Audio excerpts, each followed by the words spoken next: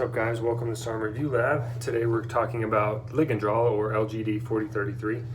So it's among one of the two most popular SARMs in the bodybuilding industry, along with Ostrin. People claim that Ligandrol is more potent than Ostrin, though, while some others prefer Ostrin because it's better for cutting. Both are perceived and favored for their muscle gains, but Ligandrol has shown to increase muscle size more than Ostrin. Some benefits we've seen with this is muscle gain. Increase in strength is huge. It may help heal and strengthen bones, and there's a few side effects, very few side effects in most clinical trials. So some drawbacks are there's not a lot of human research done, and the long-term effects are still unknown. There have been studies that show there might be some slight testosterone suppression that accompanies with Ligandrol, but there's still not enough data to determine the side effects. As far as anabolic activity, Ligandrol raises the anabolic activity while reducing muscle wasting and the breakdown of bones. That's important for fracture recoveries. And there was a study done on Ligandrol that was created by Ligand Pharmaceutical, hence the name Ligandrol. Then Viking Therapeutics took the research over the study, and they started studying hip fracture recovery, and their goal was to see that people with fractures would increase their lean body mass, increase their muscle strength and bone strength, improve physical performance and quality of life, and then obviously improve ultimate fracture recovery time. And so it's known for prevention of muscle wasting, and so cancer patients often suffer from muscle wasting, for example, which begins early on and can reduce the quality of life, chemotherapy tolerance, and survival.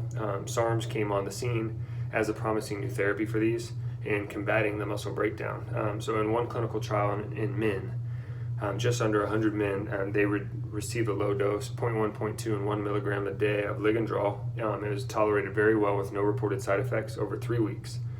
It increased lean body mass by almost 3 pounds on average. The lower doses than the 1 milligram had no benefit, though. So cachexia is another term for muscle wasting, which involves extreme weight loss and muscle atrophy. This also is accompanied by fatigue. This syndrome, muscle wasting syndrome, is common in patients with AIDS, cancer, kidney disease, sepsis. The main contributors are high cytokine levels and high levels of muscle degrading components. The wasting of respiratory muscles and pneumonia causes over 1/3 of the cancer-related deaths, so it's not even the cancer that's killing them.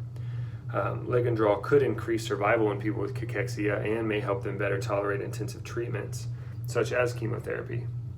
It also has been shown to help prevent osteoporosis and fractures in older adults. So preventing bone loss and increasing bone density are essential to avoid osteoporosis, obviously. So currently biphosphonate drugs are the first line in addition to calcium, vitamin D supplements, and the biphosphonates increase bone mineral density by inhibiting the bone degrading cells. They're called osteoclasts, but they also come with side effects that can be difficult to tolerate. Women in menopause, for example, are often prescribed hormone replacement therapy, but the synthetic hormones, such as like the progestins that are often part of the regimen, increase the risk of breast and uterine lining cancer, so endometrial cancer and heart disease. Some have been shown to increase bone fractures or sensitivity. So SARMs have been shown as potential to help with this and avoid this and prevent bone loss in postmenopausal women, returning their bone mass and strength to levels of healthy controls. There are studies done on rats, but no humans have been done at this time. The Ligandrol studies by Viking are still underway, and I really wouldn't be surprised if we see a future in usage in hip fracture and surgery recovery.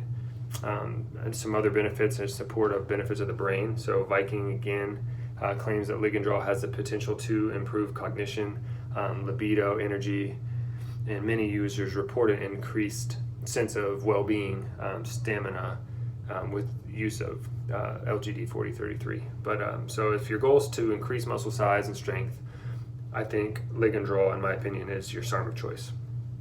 Many users are reporting seeing results at 10 milligrams a day.